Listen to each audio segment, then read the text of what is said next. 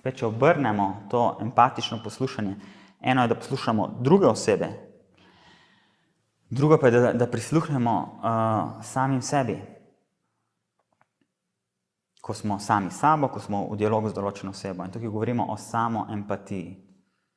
Se pravi, kako lahko jaz v bistvu povečam glasnost svoje izkušnje, ko sem v odnosu z določeno osebo, ko sem v dialogu z določeno osebo. Kako lahko povečam glasnost izkušnje mojega organizma kot celote. Ne, da sem zaklenjen sam tle v glavi, od glave gor in tukaj razmišljam, da je z mano nekaj narobe ali z mano nekaj prav, ali pa da nisem tako, kot bi mogel biti, ampak da pogledam, kaj mi sporoča moj organizem.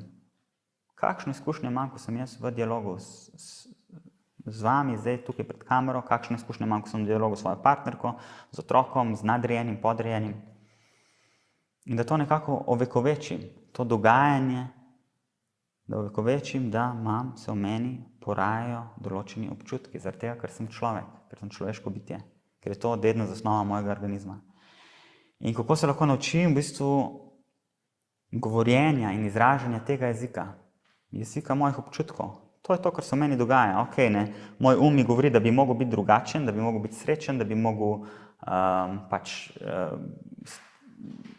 stvari na drugačen način handlati, ampak ne, v mojem organizmu se to dogaja. V tem trenutku čutim mogoče frustracijo, žalost, jezo, mogoče radost, mogoče izpopolnjenost. Zakaj? Ker je določena moja potreba zadovoljena oziroma ker je določena moja potreba ni zadovoljena. In to enostavno lahko podam drugi osebi kot neko dejstvo. Ko te vidim, ko ti slišim, da mi to praviš, občutim frustracijo, ker si želim več upoštevanosti.